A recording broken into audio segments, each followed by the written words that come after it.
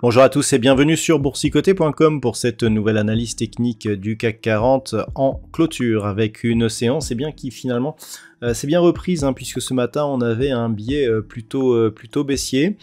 Tout cela s'est rectifié dans la journée malgré pourtant des quelques difficultés, on va le voir, des quelques volatilités sur certains titres. Donc on a ouvert en baisse, on s'est un petit peu stabilisé sous la zone des 6880 et puis on est remonté, confirmé en cela par Wall Street qui est parti à la baisse mais qui est vite remonté aussi. Et donc au terme de cette séance qui reclôture donc au-dessus des 6880 points, le CAC 40 donc clôture à 6915.07 et regagne 0,31% par rapport à la clôture de la séance précédente. Donc on est ici sur une poursuite de mouvements techniques. Comme je vous l'indiquais, on est ici, on a changé selon la loi de Dow, on a un plus bas et un plus haut supérieur à ceux de la bougie précédente. Donc clairement, même si on a une dynamique qui est un peu plus faible, qui n'est pas très forte, on va le voir, on valide pour l'instant la continuité de ce petit mouvement. Au niveau des indicateurs techniques, ça reste positif ici sur les histogrammes du MACD qui évolue d'une manière positive. Le RSI, quant à lui, est neutralisé. Au niveau des volumes, c'est en légère augmentation, mais tout juste dans la moyenne. Donc pour l'instant, pas de quoi avoir en tout cas des signaux qui pourraient laisser penser qu'un rebond technique plus puissant pourrait se mettre en place. Alors, c'est une séance qui a été très contrastée, comme l'atteste par exemple le palmarès des valeurs.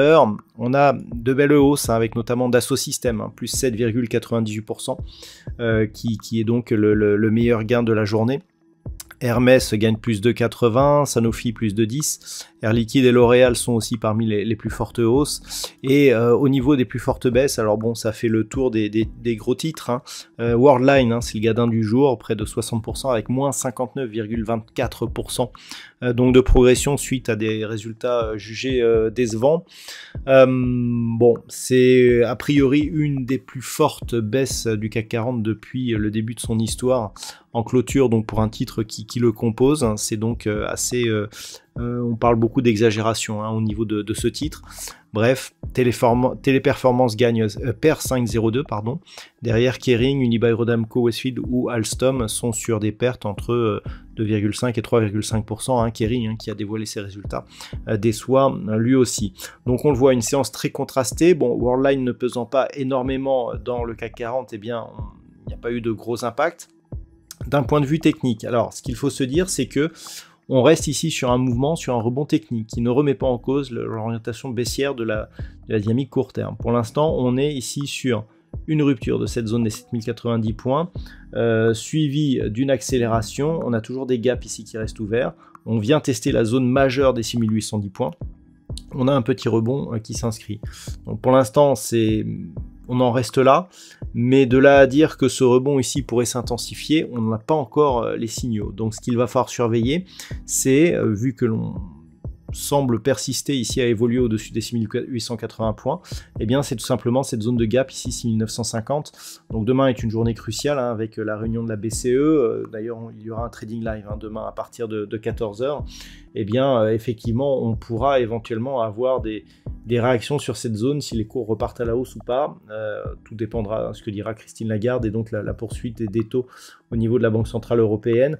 Si c'est la baisse, c'est la zone des 6810 points qu'il va falloir surveiller, puisque lorsque l'on regarde d'un point de vue moyen terme, une rupture ici de cette zone ouvrirait la porte à un retour possible ici sur 6590 points. Il n'y a pas grand chose ici, entre 6810 et 6600 points, donc on pourrait accélérer fortement et donc continuer à valider la poursuite de ce mouvement court terme qui du coup nous enverrait des signaux moyen terme, puisque par rupture ici de ce précédent point bas significatif qui était un précédent point bas moyen terme, là on validerait une dynamique moyen terme qui est pour l'instant neutre, qui passerait donc baissière.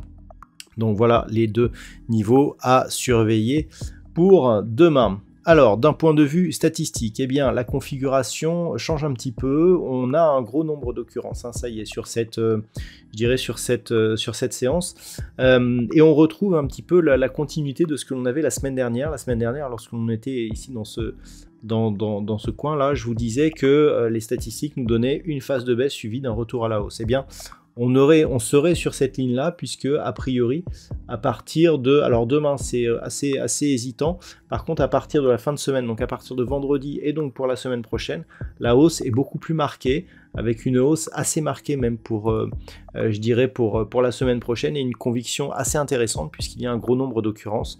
Donc là, on peut commencer statistiquement à croire à une phase de hausse ici, sachant que toute rupture des 6810 points invaliderait ce scénario. Voilà, en tout cas, l'intégralité des statistiques seront diffusées sur l'analyse écrite qui paraît après la clôture de Wall Street.